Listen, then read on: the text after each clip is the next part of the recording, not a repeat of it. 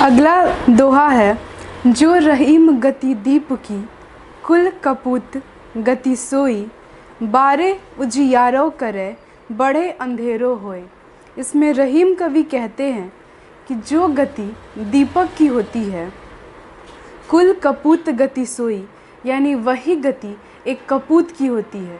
यानी जो भी पुत्र या जो भी वंश का लड़का होता है, अगर वह कपूत निकल जाता है तो वो एक दिए की भांति होता है। जैसे कि दिया शुरू में बहुत ज़्यादा प्रकाश फैलाता है और सबको उजाला प्रदान करता है, लेकिन जब वो बुझने के लिए होता है, जब वो बुझते बुझते आता है तो वो बुझ जाता है और उसका कोई महत्व नहीं रहता है। उसी प्रकार कोई कपूत जब अपने परिवार में जन्म लेता है तो एक छोटा सा बालक के जन्म पे पूरे रिश्ते में खुशी मनाई जाती है और रिश्तेदारों को यहाँ मिठाई बांटी जाती है। सभी बहुत ही आनंद मनाते हैं। लेकिन जब वह आगे चलकर कपूत हो जाता है तो उस कुल का नाश हो जाता है और सभी अपना सिर पीटते रह जाते हैं कि हमारे वंश में ऐसा कपूत कैसे निकल गया। तो कवि रहीम के अनुसार जो दीपक की गति होती है वही कपूत की गति होती है। शुरू में तो बहुत उजियारा करता है, लेकिन बाद में वही अंधेरा भी फैलाता है। इस प्रकार कवि रहीम के अनुसार जब हम दीपक जलाते हैं तो शुरुआत में वह बहुत प्रकाश देता है, चारों तरफ के लोगों को उजियारा प्रदान करता है और धीरे धीरे बुझ जाता है। ठीक उसी प्रकार हमारे संसार में, हमारे समाज में जब कोई संतान जन्म लेता है, पैदा होता है तो बहुत खुशियाँ मनाई जाती है। सभी रिश्तेदारों के यहाँ मिठाई बांटी जाती है, आनंद के मंगल गीत गाए जाते हैं और सभी को अपने यहाँ बुलाकर धूमधाम से आनंद मंगल के गीत गाई जाती है, उसका नामकरण किया जाता है और खुशियाँ मनाई जाती है। लेकिन वही जब आगे चलकर संतान कुपुत्र हो जाता है या कुपुत्री हो जाती है तो उस कुल का नाश हो जाता है। फिर समाज में अपनी प्रतिष्ठा पे दाग लग जाता है और सबका सिर शर्म से नीचे गिर जाता है और वह घर आगे नहीं बढ़ पाता है। समाज में सबकी इज्जत कम हो जाती है। अगर कोई लड़का या लड़की आगे चलकर कुपुत्र या कुपुत्री हो जाता है, अगर वो चोर निकल जाए, डाकू निकल जाए या फिर कोई गलत काम करने लगता है, अपने घर के लोगों को धोखा देने लगता है, तो फिर अपने परिवार की इज्जत पे दाग लग जाती है और सभी लोग शर्म से सिर झुका लेते हैं। और जिस संतान के जन्म पे बचपन में कभी खुशियाँ मनाई गई थी, कभी सभी लोग खुश थे, मिठाई बांटे गए थे, आनंद के गीत गाए गए थे, उसी के जन्म पर सबको अफसोस होता है और वो माँ जो अपने कोख से उस बच्चे को जन्म देती है, वो खुद को शर्म की दृष्टि से देखती है कि मेरे कोख से ऐसा कुपुत्र या कुपुत्री कैसे जन्म ले लिया जो इस समाज में हमारी इज्जत को कम कर रहा है और दाग लगा रहा है। अगला दोहा है, मांगे घटत रहीम पद, कितो करो बड़ काम, तीन परय वसुधा करी, तऊ बावने नाम। कवि रहीम के अनुसार मांगने से इज्जत कम होती है। अगर हम कितना भी बड़ा काम कर ले, कितना भी बड़ा मुकाम हासिल कर ले, लेकिन अगर हम किसी के आगे अपना हाथ फैलाते हैं, किसी से कुछ मांगने जाते हैं, किसी के सामने कुछ अपेक्षा लेकर जाते हैं, तो वो हमें हीन दृष्टि से ही देखेंगे और कभी भी ये नहीं समझेंगे कि हम कभी कोई बड़ा काम किए हैं या हमारा इस समाज में क्या इज्जत है। उन्हें लगेगा कि इतना बड़ा इज्जतवान व्यक्ति भी, प्रतिष्ठित व्यक्ति भी मेरे सामने हाथ फैला रहा है, तो वो हमें घृणा और नीच दृष्टि से ही देखेंगे। तीन परय वसुधा करी, यानी कि विष्णु भगवान 3 पैर में इस पूरी पृथ्वी को नाप लिए थे, फिर भी उनका नाम वामन ही पड़ा। यानी कि फिर भी उनका नाम, वामन का अर्थ होता है मांगने वाला। जब कोई किसी से कुछ मांगता है तो इसलिए कभी भी किसी से कुछ मांगने से पहले लोग हमारे प्रतिष्ठा को या किए गए अच्छे काम को याद नहीं करेंगे, बल्कि उस काम को देखेंगे जो अभी हम उनके सामने कर रहे हैं। अगर किसी से कुछ मांगने जाओ तो वो हमारे किए गए अच्छे कामों को भुलाकर ये जो हमारे दुख के दिन हैं, जो हम उनसे कुछ अपेक्षा लेकर किसी के दरवाजे पर जाते हैं, वो उसको ज़्यादा अहमियत देते हैं। इस प्रकार कवि रहीम के अनुसार कितना भी बड़ा काम करने वाला व्यक्ति, कितना भी अच्छा व्यक्ति जब किसी से कुछ मांगने जाता है तो समाज में उसकी इज्जत कम हो जाती है, लोग उसे हे दृष्टि से देखते हैं। विष्णु के अवतार जो वामन थे वो 3 पैर में ही यानी 3 कदम में ही पूरी पृथ्वी को नाप लिए थे। इतने प्रतिष्ठावान व्यक्ति को जो आकाश पताल को बस 3 पैर में ही नाप लिए थे, फिर भी उनका नाम वामन यानी मांगने वाला ही पड़ा। अर्थात मांगने पर व्यक्ति को छोटा समझा जाता है, नीच समझा जाता है। उसकी प्रतिष्ठा, उसकी इज्जत को भूलकर लोग उसके अच्छे कामों को भुलाकर उसके द्वारा किए गए जो अभी गलत काम हो रहा है, जब वो लाचार होकर, अधीर होकर कुछ मांगने के लिए हमारे दरवाजे पे आया है, तो उसे उसी नज़र से देखा जाता है। विष्णु भगवान जो भगवान है, सभी की दुख दर्द सबको मिटा देते हैं, फिर भी जब वामन के अवतार में आए, जब किसी से कुछ मांगने गए, तो उनके भगवान वाले रूप को सब कोई भूल गए और उनका नाम वामन ही पड़ा, यानी कि मांगने वाला ही पड़ा। इस प्रकार रहीम कवि कहते हैं कि हमें जब हम कोई बड़ा काम करते हैं, हम कोई अच्छा काम करते हैं, हमारे कारण किसी को खुशी मिलती है, जब हम अपनी खुशियों को छोड़कर दूसरों की खुशियों को अहमियत देते हैं और दूसरों के लिए कोई अच्छा काम करके समाज में इज्जत, प्रतिष्ठा और नाम कमाते हैं, तो वो बस कुछ दिनों के लिए रहता है। और जब फिर उसके बाद हमारी स्थिति कभी अगर ख़राब हुई या हम अपनी परिस्थितियों से कमज़ोर पड़े और किसी के सामने कुछ अपेक्षा कर किसी से कुछ मांगने जाते हैं, तो लोग हमारे पुराने समय में जब हम बहुत अच्छे थे और हमारा समाज में इज्जत प्रतिष्ठा था, उस वक्त वाले सब समय को भूल जाते हैं और हमारे इस अवतार यानी कि जो भिक्षा मांगने का अवतार है, हमारे गरीब दरिद्रता को अहमियत देते हैं और हमें एक भिक्षुक के रूप में ही देखते हैं। अगला दोहा है, रहीमन निज मन की व्यथा, मन ही राखो गोए, सुन अठी लय हैं लोग सब, बाटी न लय हैं कोय। इसमें रहीम कवि कहते हैं निज मन की व्यथा, अर्थात अपने मन की व्यथा, पीड़ा, दुख, दर्द, तकलीफ़ मन ही राखो गोए, मन में ही रखना चाहिए, अपने ही मन के अंदर छिपा के रखना चाहिए। सुनी अठी लय हैं लोग सब, सुन के सब लोग इठलाएंगे और हमारा मजाक उड़ाएंगे, उपहास करेंगे।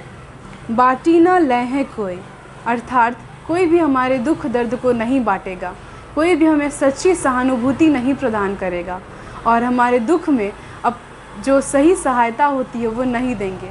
और अगर कोई हमारी मदद करता भी है तो हमारे पीठ पीछे कई लोगों से हमारा उपहास उड़ाएंगे कि वो हमारे सामने कुछ मांगने आए थे या फिर वो अपना दुख हमें बांटने आए थे, उसके सामने ये परिस्थिति है या वगैरह वगैरह।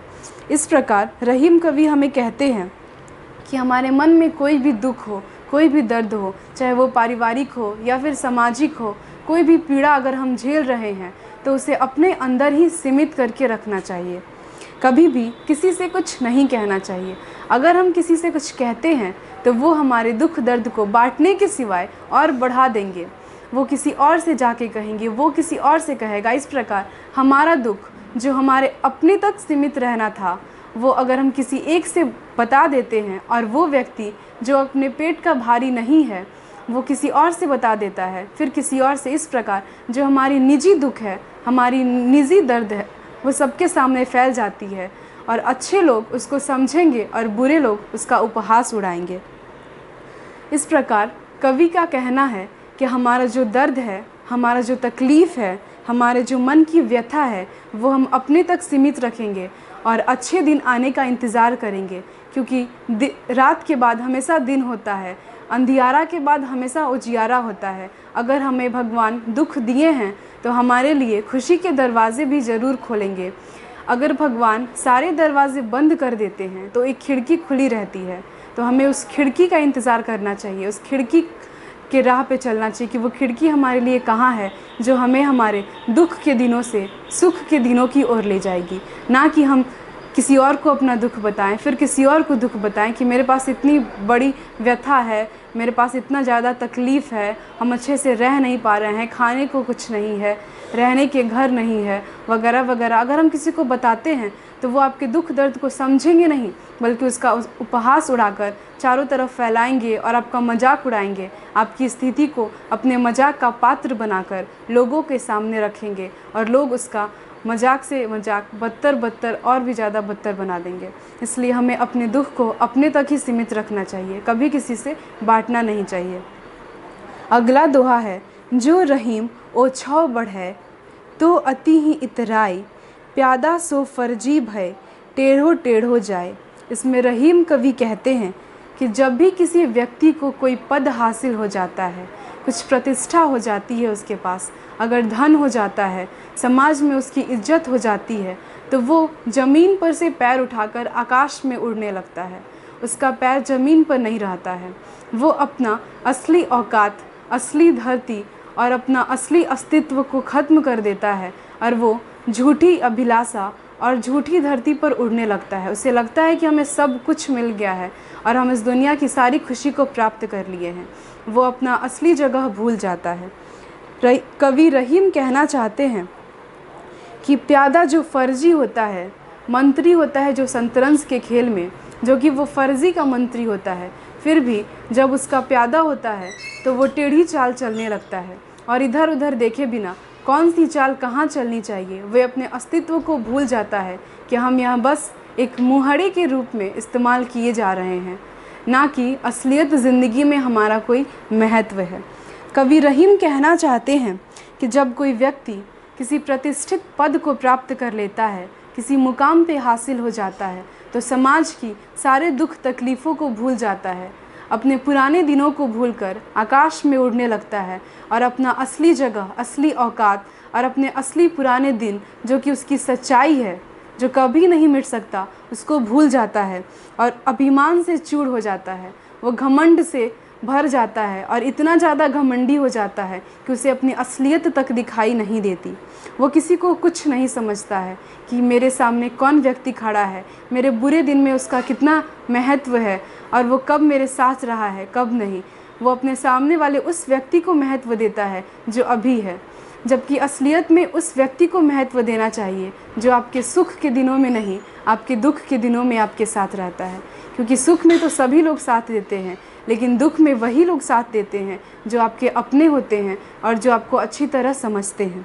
इस प्रकार कवि रहीम कहना चाहते हैं कि जैसे ही किसी व्यक्ति को कोई पद हासिल होता है, कोई अच्छा मुकाम हासिल होता है, तो वो अपनी चाल ढाल, बात करने के तरीके, सोचने की शक्ति, सब कुछ बदल देता है।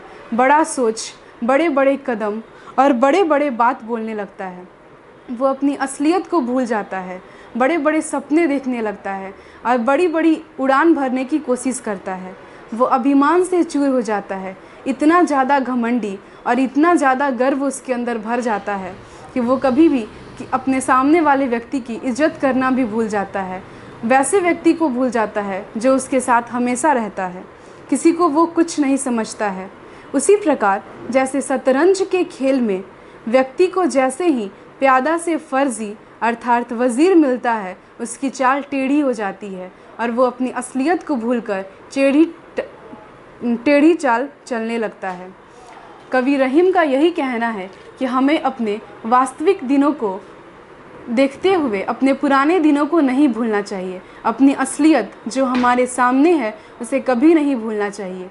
अगर हम कभी आगे आए हैं तो हमारे पीछे कई लोगों का हाथ है, कई लोगों की दुआएं हैं, कई लोगों का आशीर्वाद है, तभी हम इतने अच्छे मुकाम पर हासिल हैं।